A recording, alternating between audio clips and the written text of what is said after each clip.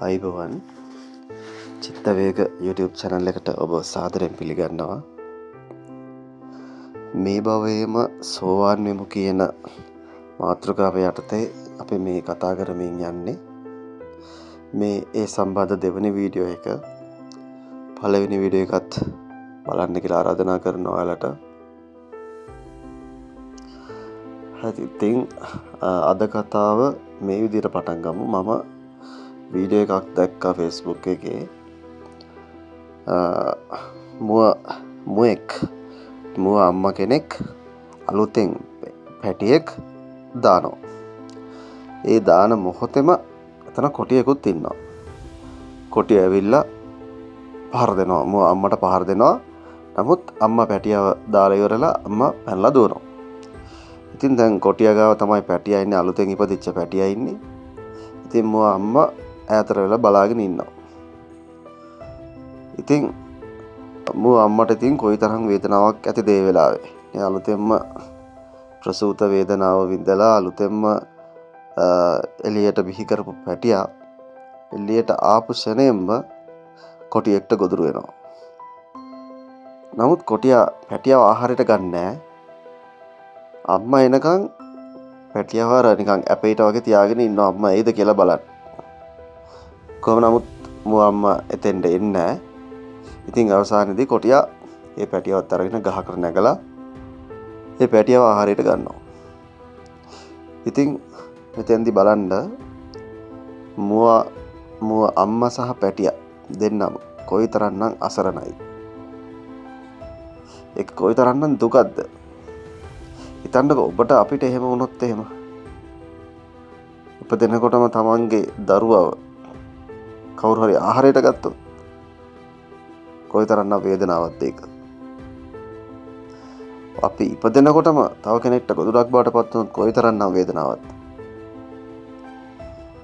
ඉතින් මගේ නිකන් හිතට දැනෙච්ච සිදුවීමක් නිසා කිව්වා ඔය වගේ මේ සත්ව ලෝකේ අනන්ත සිද්ධීන් සිද්ධ වෙනවා. හැම වෙලේම ඉතින් තව සතෙක්ව ගොදුරු කරගෙන ආහාරයට ගන්නවා. එතෙන්දී ආහාරයට බවට පත් වෙන සත්වයාට කොයිතරම් වේදනාවක් තියෙනවද? ඉතින් ඒ විතරක් නෙවෙයි අපේ මනුෂ්‍ය ජීවිතය ඇතුළේ කොයිතරම්නම් දුක්ඛ දෝමනස්යන් වලට මිනිස්සු මුහුණ දෙනවද? ඉතින් මේ සත්තු මිනිස්සු අපි හැමෝම මේ පැවැත්ම, මේ අවිද්‍යාවෙන් පැවැත්ම, මේ සසර කියන සිරකූඩුව ඇතුලේ හිරකාරය වෙලා තමයි ඉන්නේ. ඉතින් අපි බොහොම ලොකු අනතුරක තමයි ඇත්තටම ජීවත් වෙන්නේ. අනතුර මොකද්ද? සතර අපායට වැටීම. සතර අපායට වැටුනොත් ලේසියකට ගොඩේමක් නැති බව ඔබ දන්නේ නැති. තිරිසන්, പ്രേත, අසුර, නිරය කියන සතර අපායට වැටුනොත් ආය කල්ප ගානකටවත් ගොඩේමක් නැහැ. බල්ලෙක්ට මේ ධර්මය කියලා දුන්නොත් උට ඒ ධර්මය අවබෝධ කර ගැනීමේ හැකියාවක් නැහැනේ. මේ චක්‍රයෙන් ගැලවෙන සිද්ධිය තේරෙන්නේ මිනිස්සුන්ට විතරයි. මේක කරගන්න පුළුවන් මිනිස්සුන්ට විතරයි. ඒ කියන්නේ ඒ තමන්ගේ සිත් ප්‍රවාහය, චිත්ත සංතානය කියන එක, නිර්වාණය කියන සංසිද්ධිය, නිර්වාණය කියන පැත්තට සොයන් මෙහෙයීමක් කරන්න පුළුවන් මනුතලයේ ජීවත් වෙන කට්ටියට විතරයි. ඒ කියන්නේ මිනිස්සුන්ට විතරයි. ඔබට අස්පනා පිට පේන්න තියෙන මිනිස්සු සහ සතර අපායන් එකක් වුණ තිරිසන් සත්තු කියලා අපි හිතමු. මේ විඥානයක් තියෙන, දැනීමක් තියෙන සත්තු. කුණ්ඩැල්ලගේ ඉඳලා ගැඩවිල්ලගේ ඉඳලා සීලෙන්ඩරේට ආවුන්ගේ ඉඳලා සත්තු කියන කාණ්ඩය මේගොල්ලොන්ට මේ විඥානය, මේ දැනීම තියෙන නිසා කොයිතරම්නම් දුක් සමුදායක් විඳිනවද? තව කෙනෙක්ට ගොදුරු වෙනවා, තමන් පණ පිටින් තව කෙනෙක්ට ආහාරයක් බවට පත් වෙනවා, ඝාතනය වෙන්න සිද්ධ වෙනවා, බැනුම් අහන්න නැත්නම් තව කෙනෙක් ගැන වචනයෙන් හිරිහැර විඳින්න සිද්ධ වෙනවා. ඉතින් මේක හැමෝටම පොදු දෙයක්. අවසානයේ මරණය කියලා සිද්ධියකට මුහුණ දෙන්න සිද්ධ වෙනවා. ඒ විතරක් නෙවෙයි ලෙඩ රෝග වලට ගොදුරු වෙලා වේදනාව විඳින්න සිද්ධ වෙනවා. තමන්ට දේවල් අහිමි වීම නිසා දුක් විඳින්න සිද්ධ වෙනවා. ඉතින් ඔය විදිහට අනේක අප්‍රමාණ දුක් සමුදායක් තමයි මේක ඇතුලේ ඇත්තටම තියෙන්නේ. ඉතින් බුදුහාමුදුරුවෝ කියන්නේ ඕක දැකලා ඇත්තටම මට වුණත් මම මේ පළවෙනි පියවරක් එක පියවරක් තියාගත්ත මට වුණත් සාමාන්‍ය මිනිස්සු දැක්කම මේ සත්තු දැක්කම ඇත්තටම ඇති වෙන්නේ අනුකම්පාවක්. ඒගොල්ලෝ ගැන ඇත්තටම දුකක් තියෙනවා, අනුකම්පාවක් ඇති වෙනවා, කරුණාවක් ඇති වෙනවා. පව් ඉතින් මේ මිනිස්සු මේ සත්තු මොකද කරන්නේ? මෙයාලට මේක තේරෙන්නේ නැහැ. ඒක ඇත්තටම ඔබටත් ඒ අවබෝධය ලැබුණොත් අනිත් කට්ටිය ගැන ඇත්තටම එහෙම හිතෙයි. සාමාන්‍ය පුද්ගලයෙක්ට හෝ සත්වයෙක්ට මේක ලේසියෙන් අවබෝධ නොවන බව මට තේරෙනවා. ඉතින් එතකොට ඇත්තටම මේ මිනිස්සු හරිම පව්. ඉතින් මේ මිනිස්සු සත්තු හරිම පව් කියලා මටත් හිතෙනවා. ඉතින් එතකොට බුදුහාමුදුරුවන්ටත් ඇත්තටම මහා කරුණාවක් පහළ වෙන්න ඇති අනිවාර්යයෙන්ම මේ ලෝක සත්වයා ගැන. ඕගොල්ලෝ හිතලා බලන්නකෝ. අපි මේ ලෝකේ රැවටීම් වලට ලක් වෙනවනේ. අපි මිනිස් තව කට්ටිය අපිව රවට්ටනවා. නේද? අපි කඩේකට බඩුවක් ගන්න ගියාම මුදලාලි අපි රවට්ටනවා. අපි ආදරය කරන අය, අපේ ළඟින්ම ඉන්න අයත් අපිව රවට්ටනවා. අපේ යාළුවෝ අපිව රවට්ටනවා. තමන්ට තමන්ගේ අම්මා තාත්තා වුණත් අපිව රවට්ටන්න පුළුවන්. අපිට බොරු කියලා නේද? එහෙම රවට්ටන අවස්ථා තියෙනවා. හැබැයි බුදුහාමුදුරුවෝ නම් අපිව කවදාවත්ම රවට්ටන්නේ නැහැ. අපිට කවදාවත්ම වචනයකින්වත් බොරු කියන්නේ නැහැ. ඒක ඇත්තටම ඔබ ආදරය කරන ඔබේ ප්‍රේමවන්තයා වෙන්න පුළුවන්, ඔබේ සැමිය බිරිඳ වෙන්න පුළුවන්, ඔබේ අම්මා තාත්තා වෙන්න පුළුවන්, සහෝදර සහෝදරිය වෙන්න පුළුවන්.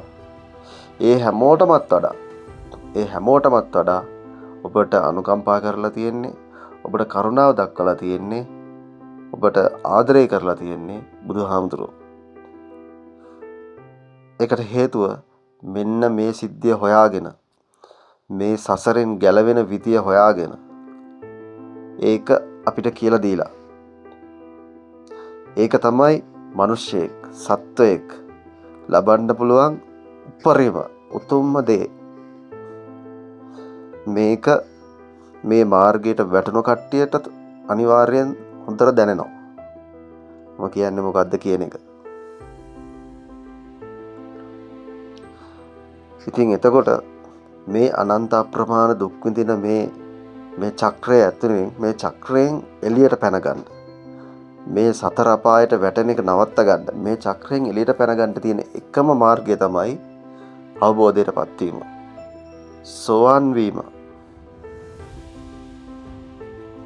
අපි හිතමුකෝ කවුරු හරි කෙනෙක් ඉන්නවා, එයා කියනවා ඔය ඔක්කොම බොරු, මේ සසර කියලා එකක් නැහැ, මේ කර්මය කියලා එකක් නැහැ, පුනර්භවය කියලා එකක් නැහැ, මේ ඉපදෙනවා මෙතනින් පස්සේ ඉවරයි, ඔය ඉන්න ටිකේ කාලා බීලා පුල් සැපේ ආතල් එකේ ඉන්න ඕනේ, එහෙම කියලා කවුරු හරි පුද්ගලයෙක් කියනවා. හරි, ප්‍රශ්නයක් නැහැ. ඇත්තටම එහෙම වෙනවා නම් කිසිම ප්‍රශ්නයක් නැහැ නේද? අපිට එහෙම කිසිම ප්‍රශ්නයක් නැතුව නේද සාමාන්‍ය විදිහට ජීවත් වෙන්න පුළුවන්, කිසිම අවුලක් නැතුව. කර්මය කියලා එක්කුත් නැත්තම්, පුනර්භවය කියලා එක්කුත් නැත්තම්, අපි කුසල් කරාම මේ නරක තැන් වලට වැටෙන්නේ නැත්තම් එහෙම ප්‍රශ්නයක් නැහැ. හැබැයි වැරදිලාවත් මේ කියන එක ඇත්තනම් මොකද වෙන්නේ? එහෙම වුණොත් මහා භයානක අනතුරක් එතන තියෙනව නේද? අපි හිතමු වැරදිලාවත් පුනර්භවය ඇත්ත. අපි ඇත්තටම කාටවත් ඒක දකින්න බෑනේ. ඒක විද්‍යාත්මකව ඔප්පු කරන්න බෑ. මේ කර්ම යාන්ත්‍රණය, මේ සත්වයාගේ මේ විඥානයේ වැඩ කරන හැටි, මේ යාන්ත්‍රණය කොහොමද ඔප්පු කරලා පෙන්වන්න බෑ. මැෂින් එකකින්වත් පරීක්ෂණ කරලවත් නිරීක්ෂණ නිගමන වලින්වත් ඒක ඔප්පු කරලා පෙන්වන්න බෑ. ඉතින් එතකොට වැරදිලාවත් මේක ඇත්ත වුණොත්, ඇත්ත දෙයක් නම් මේක ඒ කියන්නේ මේක ඇත්ත කියලා අපිට මට දැනෙනවා. අපිට ඉවට වගේ දැනෙනවා ඒක. ඒක නිකන් ඉවක් වගේ. ඉව කියලා කියන්නේ අර දෙයක් පිළිබඳ ඇතිවන එහෙම නේද? එහෙම ඥානයට ඒක දැනෙනවා. ප්‍රඥාව අවදි වෙච්ච මිනිස්සුන්ට මේ කර්ම යාන්ත්‍රණය වැඩ කරන්නේ කොහොමද? මේ පුනර්භවය කොහොමද? මේ ඔක්කොම බොරු නෙවෙයි. මේ ඔක්කොම ඇත්ත. මේවා මේක කියන එක අපිට දැනෙනවා. ඒක දැනෙන දෙයක්. ඒක අපිට ප්‍රත්‍යක්ෂ වෙච්ච දෙයක්. ඒක අපේ හිතලුවක්වත් උපකල්පනයක්වත් එහෙම එකක් නෙවෙයි. මට ඒක ප්‍රත්‍යක්ෂයි. මේ යාන්ත්‍රණය කියන එක ප්‍රත්‍යක්ෂයි. ඒක මේ බුදුහාමුදුරුවෝ කියපු නිසා බුදුහාමුදුරුවන්ට තියෙන ශ්‍රද්ධාව නිසා මේ එහෙම පිළිගන්නවා නෙමෙයි. ඒක ඇත්තටම අපිට මට වෙන කාටවත් සාපේක්ෂව නෙවෙයි මට සාපේක්ෂව මට දැනෙනවා ඒක. මෙහෙම දෙයක් ඇත්තටම මෙහෙම දෙයක් තියෙන බව මට හොඳටම දැනෙනවා. ඉතින් මම කියන්නේ වැරදිලාවත් එහෙම එකක් ඒක ඇත්ත වුණොත් සත්‍යය ඉන්නේ සාමාන්‍ය මිනිස්සු ඉන්නේ බොහොම අනතුරක. ඔබ කොයි මොහොතේ හෝ සතර අපායට වැටෙන්න පුළුවන්. සමහරට ඊළඟ භවයෙන් වැටෙන්න පුළුවන්.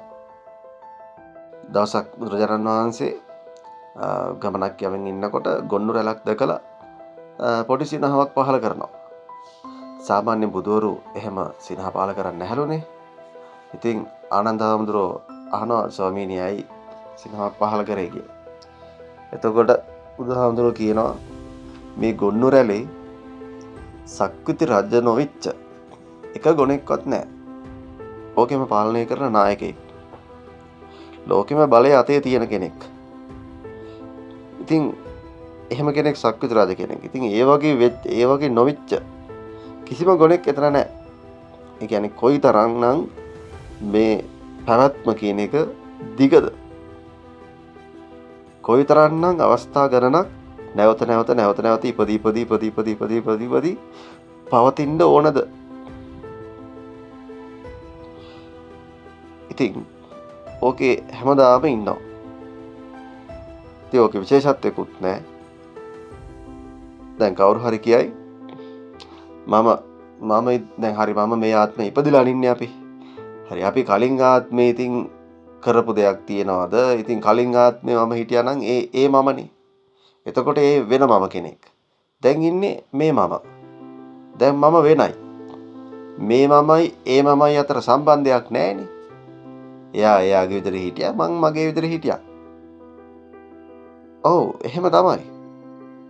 දැන් ඔයා මේ ආත්මෙද නිර්මාණය කරන් ඉන්න මම ඊළඟ ආත්මේ ඊළඟ භවයේ මම කියලා එකක් තියෙනවා නම් ඊළඟ භවයේ මම දැනගනීද ඔයා මේ භවයේ කරපුවා? දැනගත්තේ නැහැ කියලා සම්බන්ධයක් නැහැ කියලා කියන්න බෑ. සම්බන්ධයක් තියෙනවා. ඔයා මේ ආත්මෙදී මේ භවයේදී කරන කියන දේවල් ඊළඟ භවයේ ඔබට අනිවාර්යෙන් බලපානවා. නමුත් මේ භවයේදීම මේ කලාතුරකින් මනුෂ්‍ය භවයක් ලැබෙන්නේ.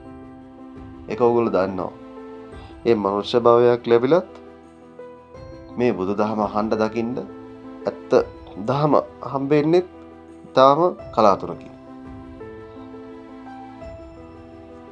ඉතින් මේ භවයේදී මේ භවයේ මරණය සිද්ධ වෙන්න කලින් පරිම උත්සාහ කරන්න තමන් සෝවාන් බවට පත් වෙන්න.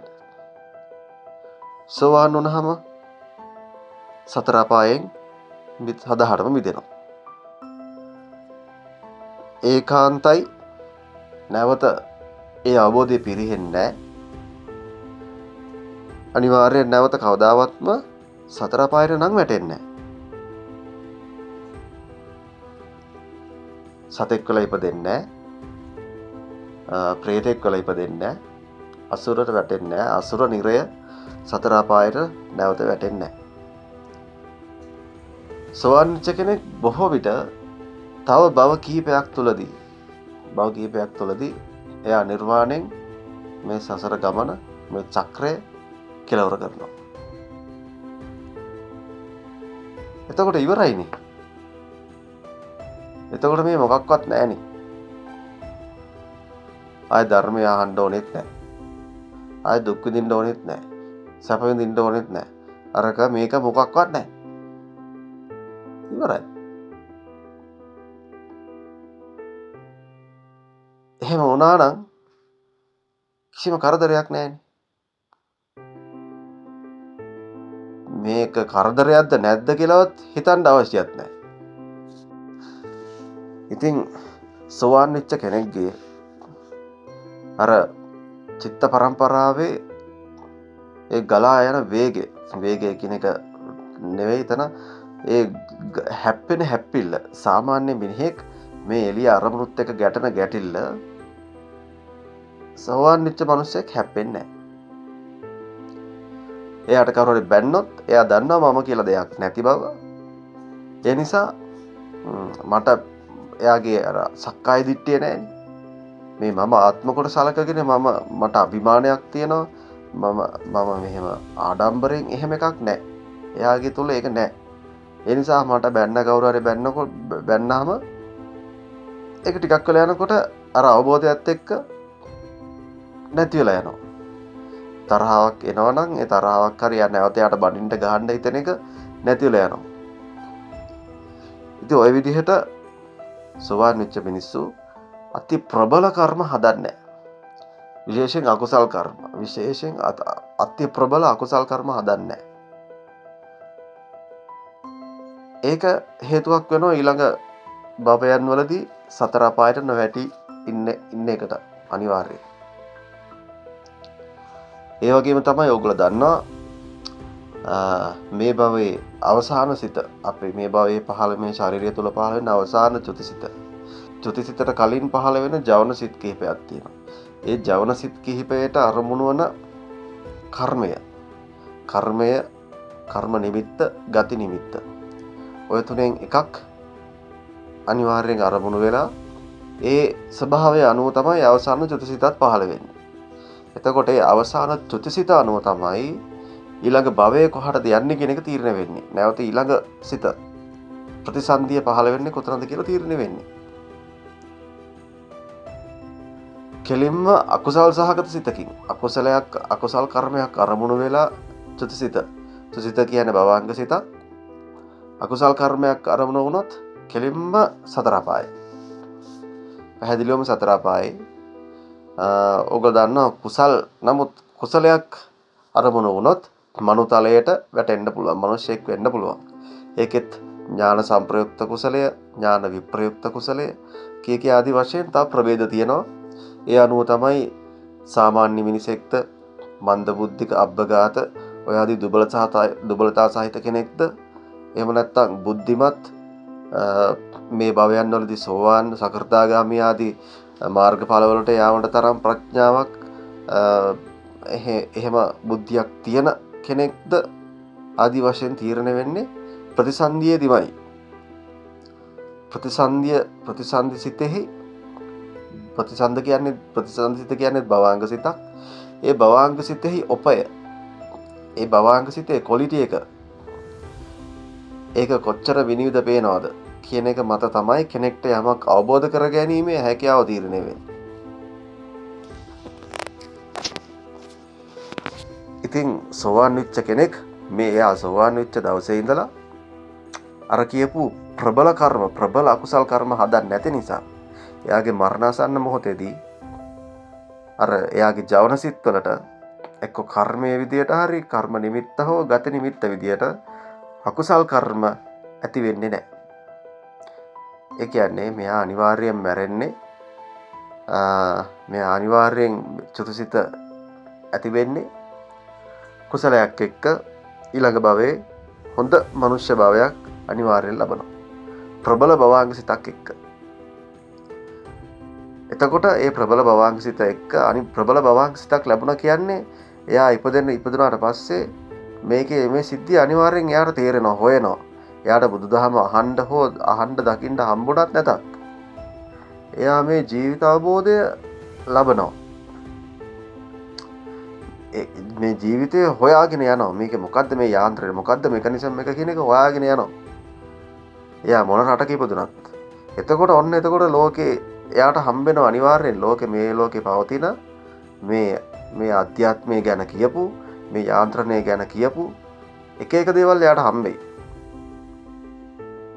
එක එක දහමවල් එක එක දේවල් හම්බෙයි. එක එක දැනුම් පද්ධතිය හම්බෙයි. නමුත් එයාට කොහොම නමුත් අනිවාර්යයෙන්ම බුදු දහමත් හම්බෙන්න ඕනේ අනිවාර්යෙන් එතෙන්දී. මොකද ලෝකේ අදටත් තව අවුරුදු 100කින් වුණත් බුදු දහම කියන එක තමයි ලෝකේ ආධ්‍යාත්මික පැත්තෙන් දැනටත් ඉහළින්ම තියෙන මේ ධර්මය දැන් ඉහළින්ම තියෙන දැනුම් පද්ධතිය. අපි මේකේ මෙච්චර ගැඹුරක් දැනගත්තට බාහිර ලෝකය බටහිර මිනිස්සු ඒ විරටවල මිනිස්සු මේක මේ ගැඹුර දන්නේ නැහැ.